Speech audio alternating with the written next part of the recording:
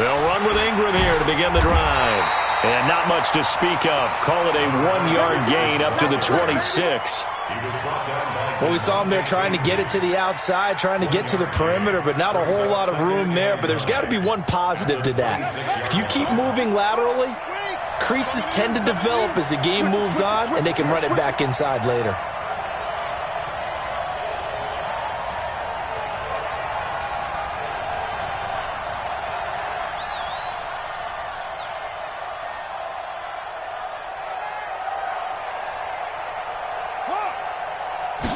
Second and 9 now.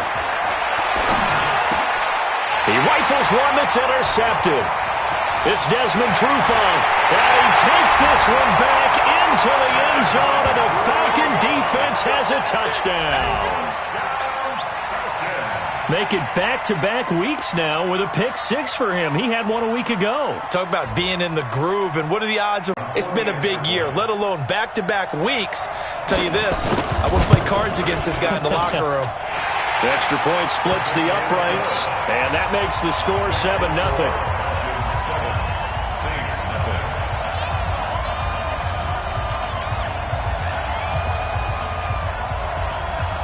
So they throw the pick-6. They'll get another shot at it now as this one's in the air. And a fair catch signaled for and taken successfully. The Saints take over 1st and 10 at their own 25-yard line. The Saints offense on the field, ready to get their drive started. The drive starts here with a carry by Ingram. And he is going to be stopped cold behind the line of scrimmage.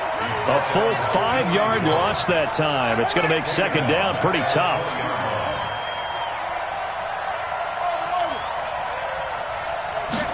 Second and 15. He's going to loft one deep left side here. And that's caught inside the 30. A big-time play there for New Orleans. 51 yards. That's a big-time pitch and catch right there. And, partner, I remember the days when quarterbacks would try this. They were holding their breath. But nowadays, they're counting on their receiver to be just a little bit better than the defensive back. Into heavy traffic, and it's intercepted. Picked up by Deion Jones, the linebacker. And he'll take this all the way down inside the 40. Second interception for him now here in this first half. And you got to think he's a rookie, Charles. How much does confidence start to become a factor? I think that's a great question because that's what they're going to check on when he gets to the sidelines. The coach is going to check on, his teammates going to check on it, because when you haven't done it before, it's not something that's part of you. You got to see how you're going to react. Let's see how he bounces. Nowhere to go here. He lost the football. And this is picked up by the Saints. And he'll take it across midfield and down to the 48-yard line. That's probably bringing back nightmares of last week, isn't it? No doubt about it. Right now I'm looking over at the coaching staff, and I'm seeing the wheels turning in their heads. And you know what is happening? They're remembering how they started the season in camp, even in the offseason where they emphasized ball security, and they're wondering why the message isn't sinking in. Yeah, 5 turnovers last week, now 1 here in the opening quarter.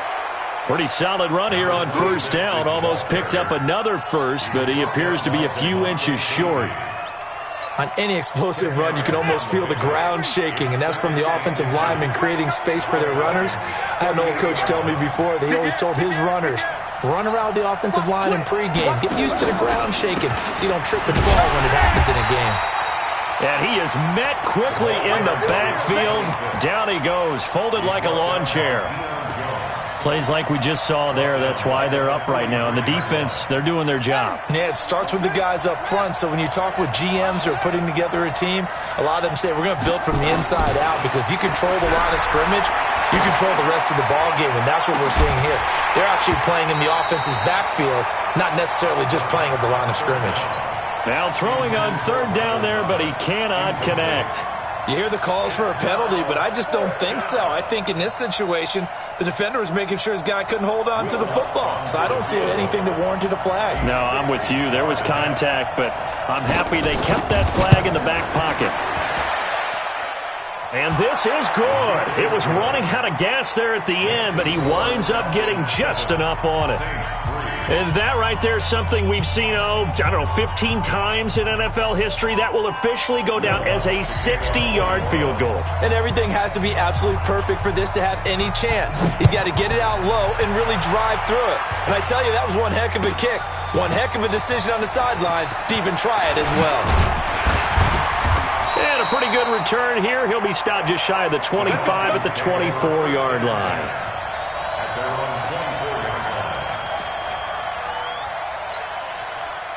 About set to begin their next drive, the Falcons offense at the line. And last drive, obviously not what you're looking for. You've got the lead. And his first carry, he loses the football. Wow, that ball gets knocked free, but a teammate comes along and scoops it up. It's almost like baseball. Guys at bat, people are on base in scoring position. One guy doesn't get him home. The next guy comes through and picks him up. And avoids the turnover. Here's 2nd and 8. Man open, that's Calvin Ridley. 6 yards is the pickup, and that'll lead to a 3rd down.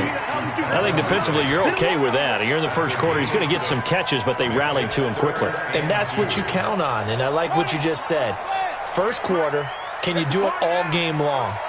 They catch it, you tackle them, they go down on the spot. Because when you're able to do that, you don't give up big chunks of yardage after the catch, now you put the offense in a position where every series they have to work hard to pick up first downs, and you tend to stall them out when you do that.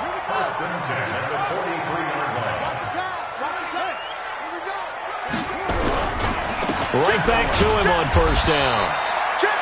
The former first-round pick Shane Ray in on the tackle. I call that play a success. A nice inside run sets up a very manageable 2nd down, a very solid gain on that play. The run got 4. Now they deal with a 2nd and 6.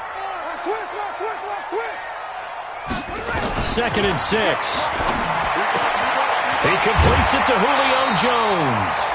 14 yards there on a Falcon first down. And a good quarterback facing zone coverage. If he has just a little bit of time to survey the scene, that's what's going to happen. No doubt about it. If there's no pressure, he's going to continue to pick them apart because he'll have all that time to find someone open downfield. You can only cover for so long. So maybe they want to go to a zone blitz scheme, get a little bit more pressure. Remember when Carolina did that against Denver? They lost the game ultimately. They dropped the defensive end out, and he ended up with an interception in that game in Super Bowl 50. Maybe some sort of scheme like that to try and get more pressure at the passer. And the Saints pressure gets him. Brought down for a sack. Cameron Jordan in there for the sack, and he's closing in on the all-time record. That's number 19 on the year.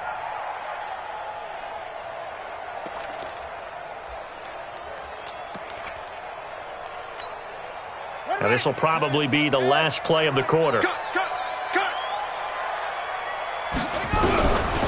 Now on 3rd and long, they'll look to throw.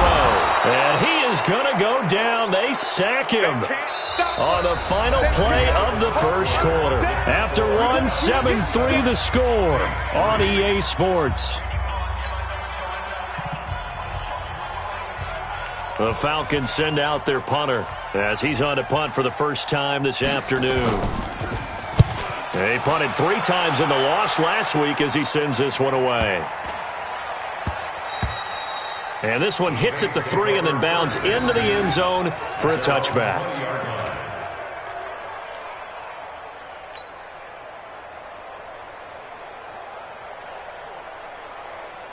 The Saints offense on the field ready to get their drive started. And it's been very much a slow start for them. 3 drives and just the 3-point CD. Yeah, if you're into the points per drive ratio, that answer is 1, and that's not going to get it done in a ball game. They've got to find a way to finish these drives in end zones, not having balls go through goalposts. The stop for no gain brings up 2nd and 10 from the 20.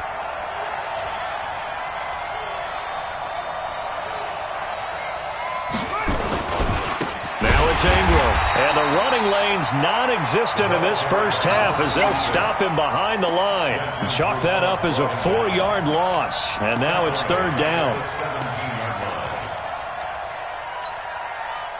And for the Falcons, 5 men in the secondary now on 3rd. They'll look to throw here. Buying time to his left. Now he's going to throw deep back over the middle. And got his man complete. And all the way down to the 22-yard line. It's a big play there for the Saints. 61 yards.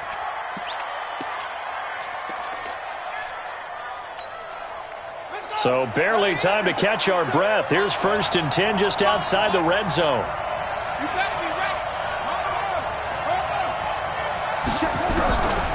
Back to throw. And for the 3rd time here in this half, it's intercepted. Picked off down near the 5. And a big turnover there as his guys will get the football back. Certainly not what he was hoping for, Charles. That's now 3 interceptions in this ball game. But there's a lot of knowledge to be gleaned every time you throw an interception if you do things the right way. And hasn't there been a pretty darn good quarterback along the way who threw a lot of interceptions early, learned from them, and became great later? Who would that be? That'd be one Peyton Manning. Threw 28 his rookie year. That's the NFL record. How'd things turn out for him? I think okay. He's a guy in all the commercials now, right? Yeah, I think he's doing okay.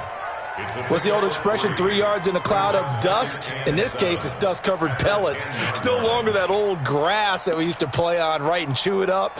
Now we've got that artificial surface. You see the pellets go up. Still a nice play by the defense. Here's a 2nd and 7. Now they go screen. It's complete. And he'll get it up to the 12-yard line here. So the screen good for only 2. Now it's 3rd down. So many things have to come together just right for a screen pass to break for big yardage. The blocking, the timing of the pass to the runner, everything has to fit together just right. But on that play, the defense was able to disrupt things and hold it to a short game. That's complete. It's Collins. And he will get the 1st down as he's up to the 20-yard line. His first catch, good for 8 and a 1st down.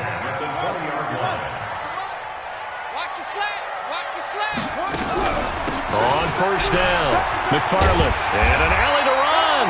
And he'll be upended after a gain of 5, up to the 25-yard line. 5 yards is the tally on 1st down. That brings up 2nd and 5. The 1st down run got 5. Here's 2nd and 5. And they give this time to the tailback. And he is met in his tracks behind the line of scrimmage. I know when I was a kid, I always got real excited when I saw those lateral-type runs. But the best backs that made it happen, they put a foot in the ground and just go. That didn't happen there. That play got swallowed up. The Falcons on 3rd down. They've been okay, 2 for 3 thus far. This will be 3rd and 6. They'll look to throw. Nowhere to escape, and he goes down. Sheldon Rankins able to record his 5th sack of the season. 2 minutes to play in this first half. 7-3 our score.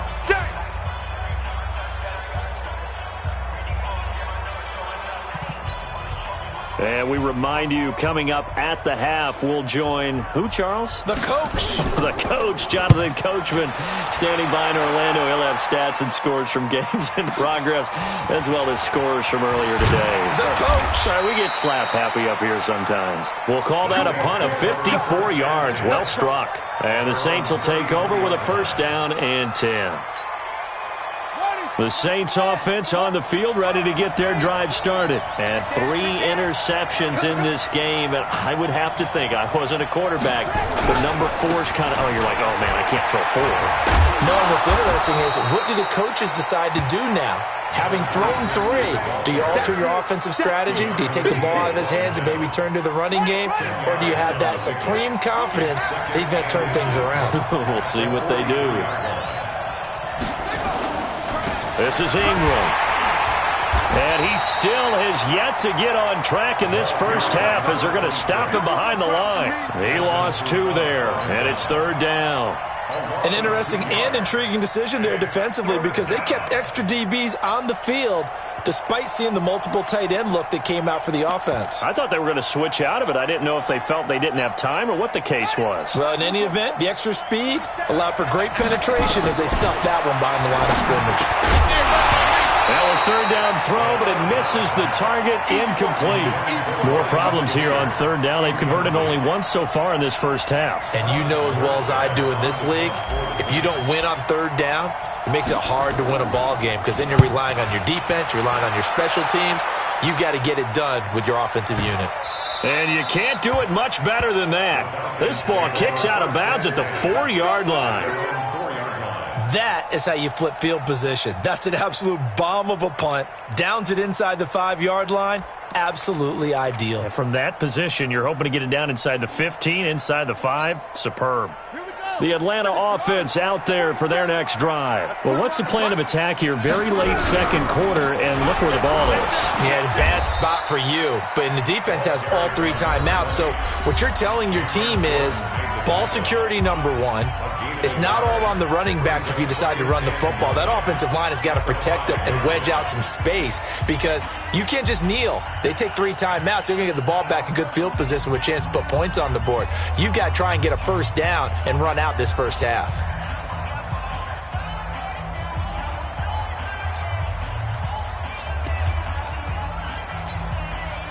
The run only got a yard. Here's 2nd and 9. Watch tight end. Looking to throw. And that'll be incomplete. Good protection that time, and they couldn't hook up on the long one. Now it's 3rd down. They decided to take a shot and right down the middle of the field, and really, they didn't give it as much time to develop, did they? They want to take that shot somewhere around the 15-yard mark. And the defense able to recover, batted free. A throw there, but that's going to wind up incomplete. It's always a goal, and it's really nice defensively when you can rally to the football and make sure there's enough contact to force an incompletion. Force an incompletion and force another punt. The Falcons send out their punter as he's on to kick it away. And he's able to get it out of there, and this is a pretty good kick. Fielded at the 33. A big kick there. We'll call it 56 yards on the punt. And out will come the offense as they take over.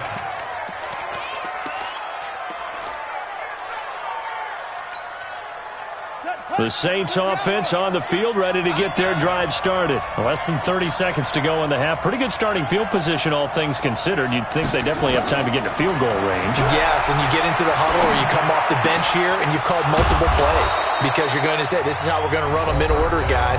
You don't have time for audibles. You don't have time to change anything. You're trying to get the ball in position to at least get 3. They've got a great shot to do it right here.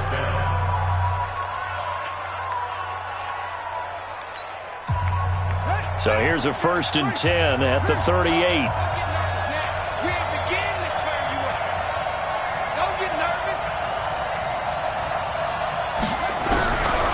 He'll drop to throw. That'll be incomplete as the clock will stop with 14 seconds remaining.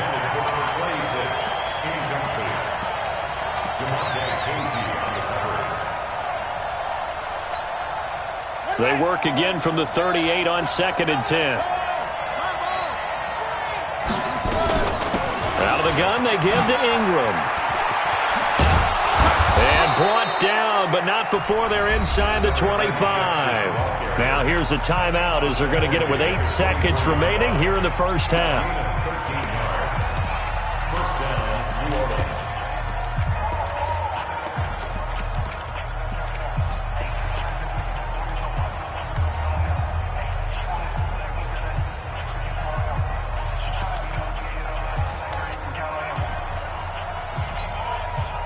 This offense finding its legs now. Here's another 1st and 10.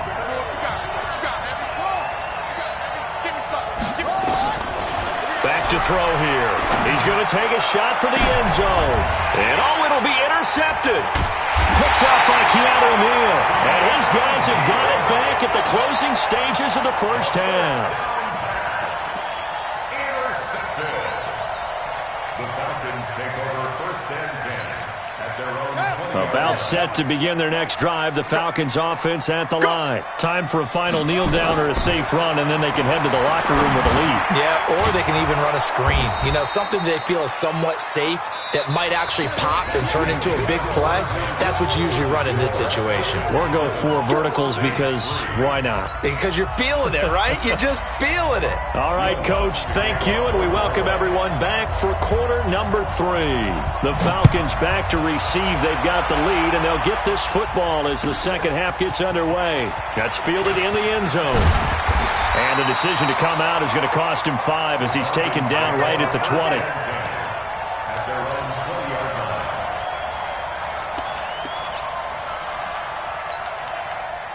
The Atlanta offense out there for their next drive. They have the lead. Now they'll be looking to extend that lead. And this is where I enjoy talking about one of my favorite subjects, tendency breakers, or counters as I also like to call them. You've done things in a certain way in the first half, and they've had the ability to see what you've done. They're going to make their adjustments. So guess what? You adjust yourself and try and stay ahead of the pace because you are looking for some separation in this ball game. The adjustment to the adjustment. Without a doubt. Show them one thing, hit them with something else. 2nd and 4. Airing it out, looking for Ridley. He's got a man, complete.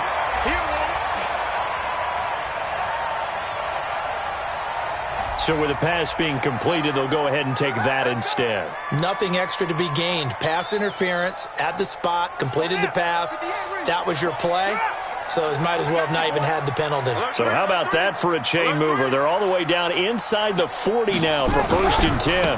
Now a give right side. McFarland. And he'll be brought down, losing yardage back at the 40. It's a loss of 4 on the first down play. And plays like that are exactly what this defense needs here early in the second half to give it a little spark. I think their halftime adjustments, what they talked about, maybe it was just a little inspirational speech. Who knows? But looks like they're ready to go. And he'll be brought down somewhat awkwardly here, and a late flag as well. I think this one's going to be a face mask. 27 yards on the gain there. And now it's 1st and 10. A big mistake, especially when you factor in the personal foul yardage. They'll keep it on the ground. McFarland. And he's going to work this one down to about the 5. Give him 9 on the carry that time, and they're set up with a 2nd and 1. On 2nd down, McFarland. 4 yards on the play, and that leads to the 1st and goal.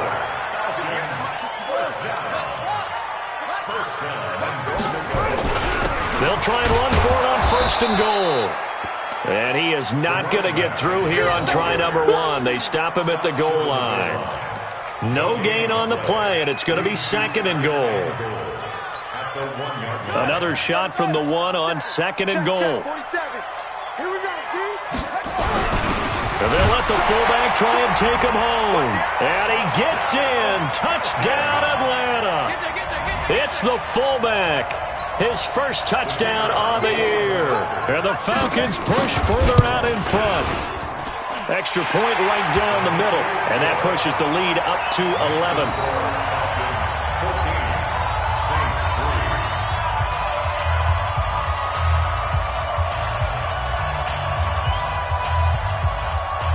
The kickoff team on the field now as they will send this one away.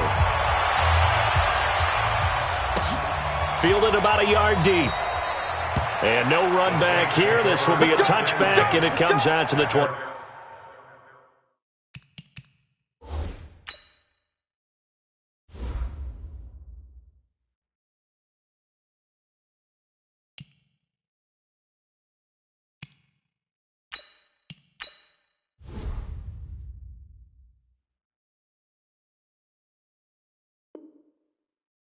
Yard line.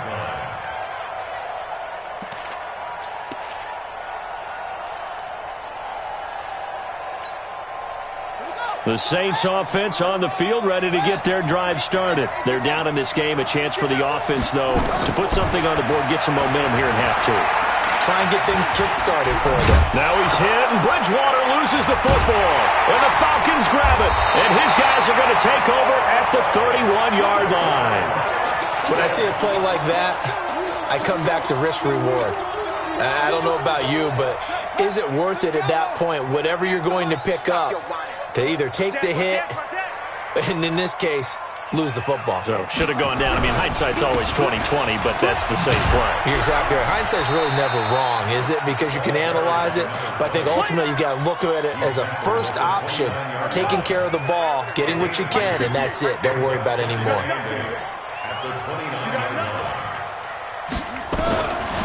He'll look to throw.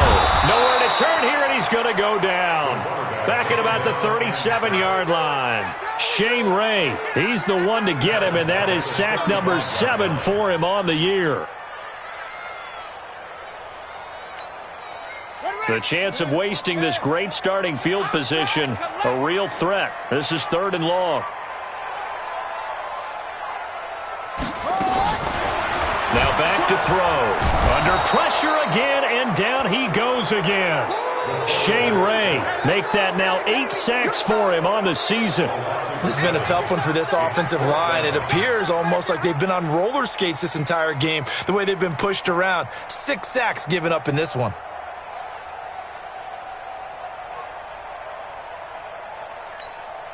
The Falcons send out their punter as the drive goes backwards, so he's on to punt it away.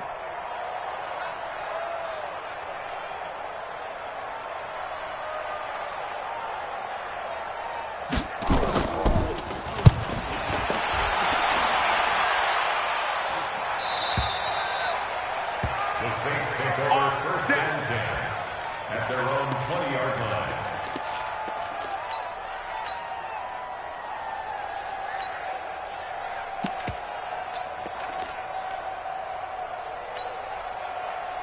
The Saints offense on the field, ready to get their drive started. And the turnover last time, that's sort of been symptomatic of their struggles here in this one. Big word. I like it, man. Because nowhere to escape, and he goes down. In for the sack, Deion Jones. You know, despite the scoreline, I think they've got to like big play away from getting right back in this game. I'm going to follow right along with you because the spot they're in now is a credit to their defense. They've kept them in it by making the plays that they've made, and that just means you're one big score away from being right back there. Now the question is, can this offense step up and make that play? Because that's been an issue for them in this game. Now following the sack, they'll come up here on a 2nd down and 12. Here we go on 2nd and 12. This one complete to Ingram. And way up past the 35 before he's taken down. That one a gain of 20 and a 1st down. From all the way up at the 38 now after a good start to the drive. They'll drop to throw. He gets this one complete to Traquan Smith. 5 yards on the catch there, brings up 2nd down. 2nd and 5 after the 5-yard completion on 1st down. Escaping the pressure right. He gets it to Thomas. And he takes this thing way down into Atlanta territory. Finally, a first red zone opportunity for these guys. It's 1st and 10 from the 12. Back now here on EA Sports. It's the Saints who hold the football, but they're trailing as we begin the 4th quarter of play. Back to you. I'm going back to you. They're going to look to throw. Step now, a loose football. The ball comes out, and the Falcons grab it. And a big turnover there as his guys will get the football back. Brandon, I don't want to violate any of our broadcasting rules by declaring a game over before it's over. But that one, that puts them in real jeopardy there.